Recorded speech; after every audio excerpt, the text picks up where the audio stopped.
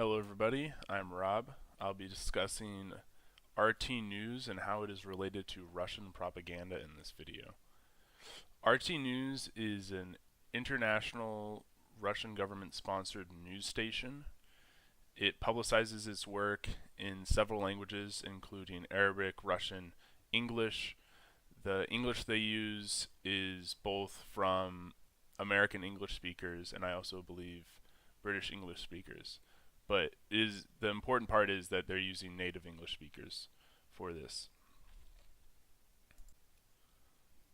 Russia uses a propaganda technique called fire hose propaganda, and RT News is part of its fire hose propaganda scheme on the video format. What fire hosing is it focuses on high volume, rapid, continuous, and repetitive news cycle. So what that means is they pump out the same story over and over again. No commitment to objective reality. It doesn't necessarily have to be true. And no commitment to consistency. So one thing you might see is people talking about one story in one way and then the same story in a different way later. So when Russia first invaded Crimea, they said, oh, those soldiers, they're little green men, they're not Russian soldiers. They may look like they're wearing the Russian uniform, but they're not Russian soldiers. And then a month later, Vladimir Putin said, yeah, of course we invaded Crimea. That's what I've always been saying. I don't know, you can look back and check. That's what I've always been saying. So it doesn't matter what you say really. The big point is high volume and rapid continuous. And the reason for this is it wears down the audience and makes them more susceptible to information like this. So if you look at RT America, which is the news site they use for America, they have about 24 videos that they make in one day. And these videos could be ranging anywhere from 2 minutes to 10 minutes. The reason I chose this clip specifically is my friend sent me this clip around this time, I believe January 12th maybe. And he was asking me about it, and I said, well, this is Russian propaganda. So I chose it because it is very, very well put together. It seems like it could be legit. However, if you take a couple steps deeper look, you can see, okay, this is sponsored by the Russian government. Okay, this is why they're saying that. This is why they're saying that. So I'll be explaining what Ben Swan is saying in the larger context of the situation and how it is used to promote Russia and Vladimir Putin specifically. Christians in America who really are, I would say, and you'd probably agree, the largest vocal group for advocating foreign war in this country. They've been so ready to see us go into the Middle East and to see war take place in these countries.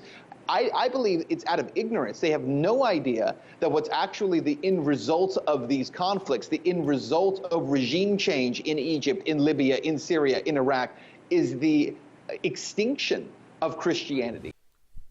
I talked about earlier the ethos of the clip in that it looks like a professional news agency. It's well put together. It's well made. That's because it is put together. It's well made. It's professional.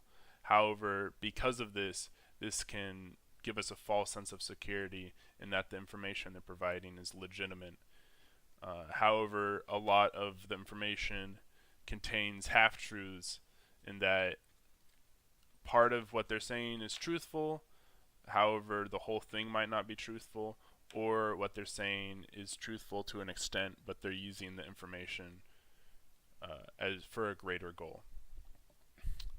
After this clip, the first initial look at it, Ben Swan talks about the extinction of Christians, which is, it's a big statement.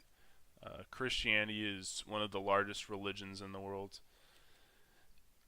and especially if you're a Christian, hearing this, you could say, "Well, I don't want to be extinct. Like, this is problematic. This invokes a lot of fear in the listener," and he's making a pretty heavy accusation.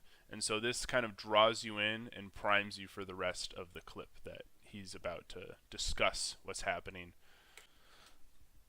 In the clip, Ben Swan is discussing how the wars the U.S. got into in the Middle East have been very problematic for Orthodox Christians there.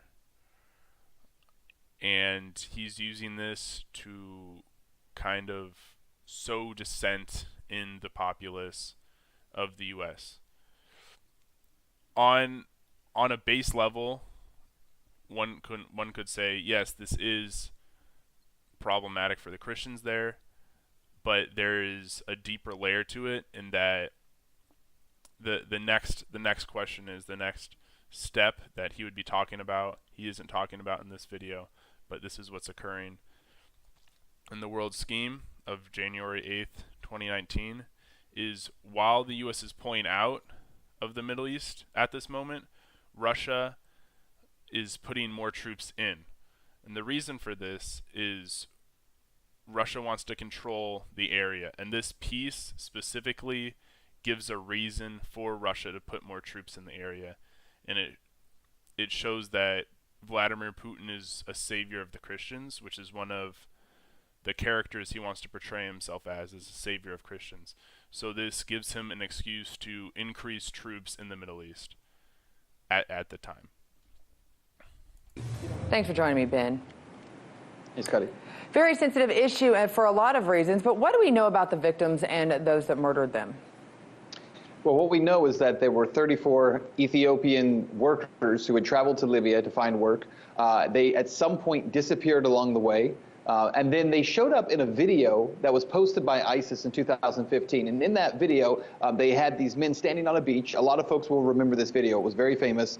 Their hands behind their backs. One of the men was shot and the others beheaded. And then we didn't know what happened to them. In fact, at the time, there were some claims coming from Washington that perhaps this wasn't even a real video, and perhaps it was doctored footage and it was fake. And I don't know if you remember, they even claimed maybe it was on a green screen someplace and that this wasn't really happening. Unfortunately, it absolutely was happening. We know that these men have now been found, their bodies, as you said, in that mass grave.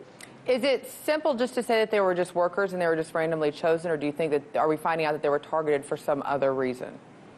Well, we know that they were Coptic Christians, and obviously the Coptics come out of Egypt specifically, but these men were Christians who came there. And we also know this. We know that ISIS, throughout their movement in Egypt, in Libya, in Syria, in Iraq, has specifically targeted Christians. You know, Scotty, one of the most shocking and utterly it's not just shocking. It goes far beyond that. This stunning thing that's taken place as evangelicals in America have pushed for war in the Middle East. We've seen groups like ISIS that have actually obliterated Christianity in that part of the world, the oldest place in the world for Christianity. And so we've seen that happen over and over. And this is one of those instances where, yes, it looks like they were targeted specifically because of their faith. Well, it's interesting that you bring that up because also over the weekend in Egypt, we saw a police officer was killed trying to dismantle an explosive device outside of a Coptic church in Egypt. The country's leader since 2014, el-Sisi, has said that he wants to protect these Christians against extremists, but foreign governments aren't really doing anything, as you said. Now, we're going to talk about the evangelical Christians here in America, but are foreign governments really doing what they should be right now to protect these minority religious groups within their countries? You know, I think in many cases they're not. You know, in Egypt, the Coptics, obviously, one of the oldest expressions of Christianity anywhere in the world. They have been long persecuted in Egypt. Under Mubarak, they were allowed to exist, though, fairly safely. I think you could argue that they've never been necessarily a protected class, as we would refer to it here in the U.S. But it's a very different story when you think about the Christians in Syria. The Christians who had been in Syria actually had been protected for a very long time by the Assad regime. Bashar al-Assad, who of course is the president right now, and his father, both of the Assads had actually protected Christians pretty well in Syria. And once we saw everything take place that has taken place in Syria over the last six years now, we've actually seen, as I said, the obliteration of Christianity in that country, and also in Iraq. There were about 5 million Christians living in Iraq under Saddam Hussein, and most of them are gone today, and they were protected by Hussein. So the reason Swan brought up Assad specifically and promoted him as being a good guy, quote unquote, in this situation is Assad is allied with Russia. The Assad regime is heavily linked to Russia. And he's trying to promote them and say, look, these guys were doing the right thing, but then guess over the past few years when the U.S. came in and got involved, then all these bad things started happening to Christians. They started getting killed, they were persecuted, all these negative things happened to Christians. Once Assad was losing power, who's allied to Russia, and the U.S. started enforcing power in the Middle East, who would be opposing Russia. It is also important to note that Bashar al-Assad and Saddam Hussein aren't necessarily good guys, even if they are protecting this one group. They are likewise attacking other groups within their country.